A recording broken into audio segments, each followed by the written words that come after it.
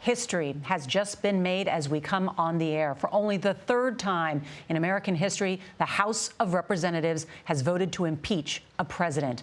Donald Trump has just joined Bill Clinton and Andrew Johnson on that list. And in both of those cases, the Senate voted not to remove them from office. Now, members in the House have just approved on both counts, those two counts, abuse of power, the second count, obstruction of Congress.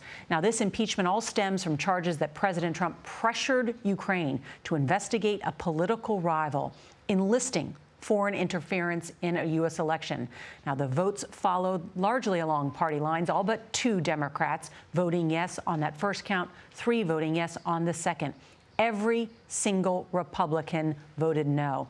Throughout this, President Trump has remained defiant, repeatedly claiming he did nothing wrong. He's called the impeachment an attempted coup, an assault on America. And as the votes were taken, the president was speaking at a campaign rally in Michigan, surrounded by his supporters.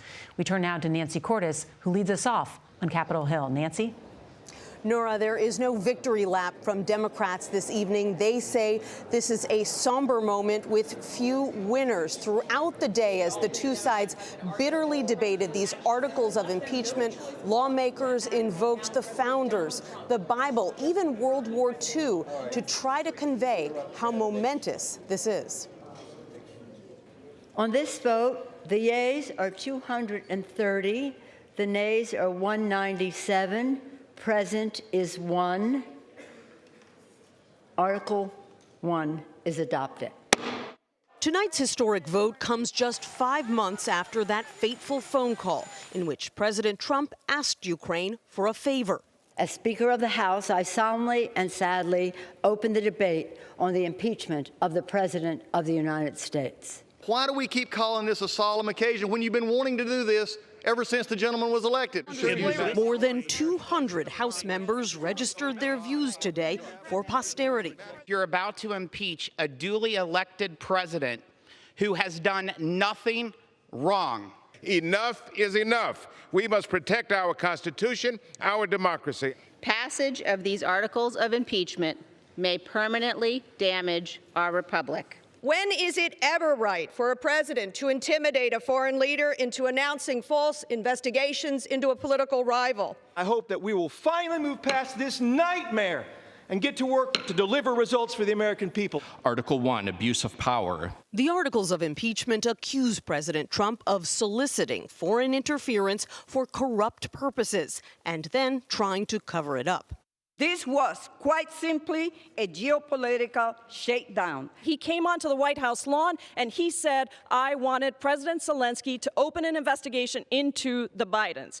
The evidence is overwhelming that he withheld military aid approved by Congress. The majority has not found a single shred of evidence, only second, third, fourth-hand information. No one in America could do what Donald Trump did and get away with it. That's a bunch of bunk.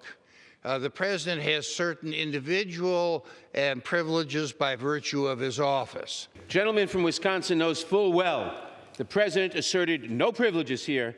He simply ordered complete defiance of the impeachment inquiry. Republicans accused Democrats of a personal vendetta.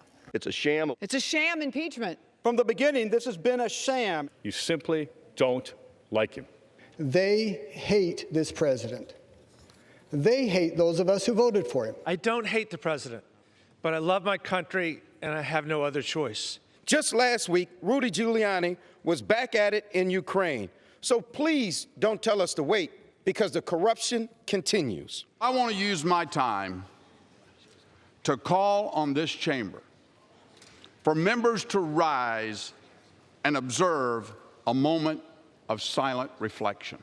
And remember the voices of the 63 million American voters the Democrats today are wanting to silence. Pennsylvania Republican Mike Kelly likened the impact of impeachment to the Pearl Harbor bombing. This is a terrible time. This is a date that will live in infamy. Dear Ellie and James, Massachusetts Democrat Joe Kennedy addressed his remarks to his children. Let the record show that today, justice won, that we did our job. And Nancy joins us from the Hill. The question now, Nancy, what happens with these articles of impeachment?